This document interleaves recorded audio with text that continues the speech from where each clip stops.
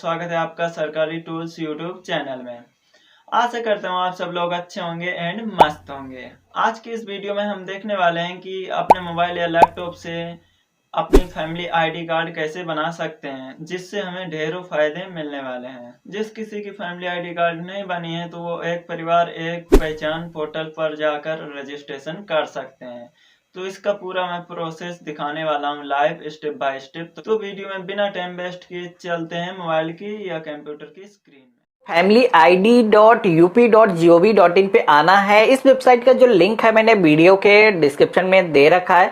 अब यहाँ पर आप लोग इस वेबसाइट पर आओगे तो एक नया कार्ड बनाने के लिए आपको यहाँ पर ऑप्शन दिया गया है न्यू फैमिली आईडी रजिस्ट्रेशन का, जिसपे आप क्लिक करोगे और यहाँ पर आप सभी को अपना जो नेम है वो यहाँ पर फिल करना है। इसी के साथ में आपको अपने आधार कार्ड से जो भी मोबाइल नंबर रजिस्टर्ड है वो मोबाइल नंबर यहाँ पर आपको फिल करना है। जो ओटीपी आपको फोन पे रिसीव हुआ है वो ओटीपी यहाँ पर आपको फिल करना है। कैप्चा कोड जो आता है इसको सेम फिल करने के बाद में आपको यहाँ पर सबमिट के ऑप्शन पे क्लिक कर देना है। अब इतना करते ही आप देखोगे कि हमारा जो अकाउंट है वो यहाँ पर क्रिएट हो चुका है, यानी कि हमारी लॉगिन आईडी क्रिएट हो चुकी है। अब हमें इस पोर्टल के अंदर साइन इन करना है, जिसके बाद में परिवार के जो अन्य सदस्य हैं उनकी जो डिटेल्स हमें ऐड करना होगा। जिसके लिए जैसे हमने साइन इन के ऑप्शन पे क्लिक किया है, यहाँ पर आप सभी से आधार नंबर या फिर आपका जो मोबाइल नंबर है उन दोनों में से एक डिटेल फिल करने के लिए बोली जाती है। तो चलिए यहाँ पर हमारा जो मोबाइल नंबर है उसको हम फिल कर देते हैं और सेंड ओटीपी के ऑप्शन पे हम क्लिक करेंगे तो हमारे मोबाइल फोन पर एक ओटीपी जाएगा जिसको हमें यहाँ पर फिल करना है। अगेन ये जो कैप्चा आता है सेम इसको वैसे ही इस बॉक्स में फिल करना है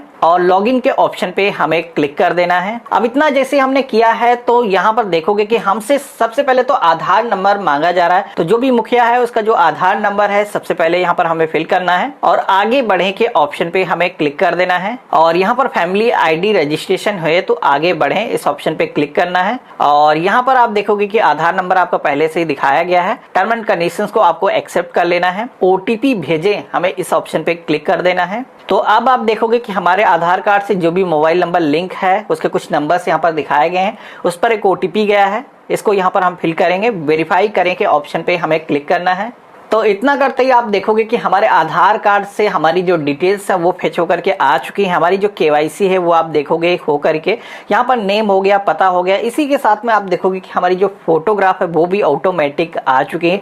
अब यहाँ पर आप सभी को जो भी इंफॉर्मेशन आपके आधार कार्ड पर मौजूद नहीं थी वो मैनुअली फिल करना है। सबसे पहले तो आपकी वैवाहिक जो भी स्थिति है यहाँ पर आपको चूज करना है। तो जैसे कि यहाँ पर विवाहित का जो ऑप्शन है वो सेलेक्ट किया है तो यहाँ पर हमें अपनी पत्नी यानी कि स्पाउस का जो नेम है यहाँ पर फिल करना है। यहाँ पर इंग्लिश में आप फिल करोगे तो ऑटोमेटिक हिंदी लैंग्वेज में कन्वर्ट होकर के आ जाता है। अगर कुछ भी चेंजेस करने हैं तो Google Hindi input keyboard tool के माध्यम से आप कर सकते हो। इसके बाद में आप सभी को आधार कार्ड से जो भी आपका मोबाइल नंबर लिंक है वो मोबाइल नंबर यहाँ पर फिल करना है। और इसके बाद में जो भी आप व्यवसाय करते हो यहाँ पर व्यवसाय के सेक्शन में आप देखोगे कई सारे एग्जाम्पल दिए गए हैं, जैसे कि सिलाई, कढ़ाई, मजदूरी, इस तरीके से आप सभी को बताना है। तो यहाँ पर फिल करने के बाद में आपको आगे बढ़े के ऑप्शन पे क्लिक करना है। तो इतना करते ही आप देखोगे कि यहाँ पर एक सदस्य हमारा सक्सेसफुली जुड़ चुका है। अब यहाँ पर परिवार के जितने भी अन्य सदस्य हैं, पत्नी या फिर बच्चे हैं, तो उनकी सभी की जो डिटेल्स है यहाँ पर आपको एंटर करना है। जिसमें कि आपको सबसे पहले तो नीचे की तरफ आना है। यहाँ पर आधार नंबर के सेक्शन में आप परिवार का जो सेकंड पर्सन है जैसे कि पत्नी है तो उसका जो यहाँ पर डिटेल फिल करना है। तो आधार नंबर यहाँ पर फिल करेंगे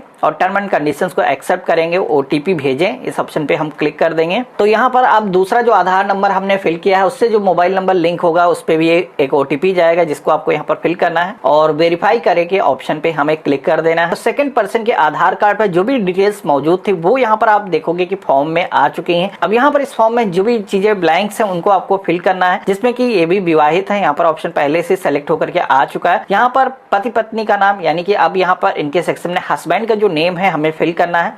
यहाँ पर इंग्लिश लैंग्वेज में आप फिल करोगे, ऑटोमेटिक हिंदी में आ जाता है। जो मोबाइल नंबर है इनका अगर कुछ डिफरेंट है तो डिफरेंट आप फिल कर दोगे, सेम ही है तो यहाँ पर फिल कर देना है। इसके बाद में आवेदक के साथ में संबंध के सेक्शन में आना है। यहाँ पर आप सभी को सारे ही रिलेशन के जो ऑप्शन है वो दिए गए हैं। तो यहाँ पर ये जो है पत्नी है तो यहाँ पर वाइफ वाला जो ऑप्शन है हमने सेलेक्ट कर लिया है। तो यहाँ पर ये हाउस वाइफ है तो हम हाउस वाइफ यहाँ पर टाइप कर देंगे और सुरक्षित करे के ऑप्शन पे हम क्लिक कर देंगे। तो इस तरीके से आप देखोगे कि सेकंड पर्सन की भी जो डिटेल्स हैं यहाँ पर जुड़ चुकी हैं। अब यहाँ पर परिवार के अंदर अगर कोई भी बच्चे हैं, जितने भी अन्य सदस्य हैं उनकी भी डिटेल्स इसी तरीके से आपको ऐड करना है। यहाँ पर आप देखोगे कि अगेन आधार नंबर इंटर करने का ऑप्शन ऑप्शन आपको दिया गया है।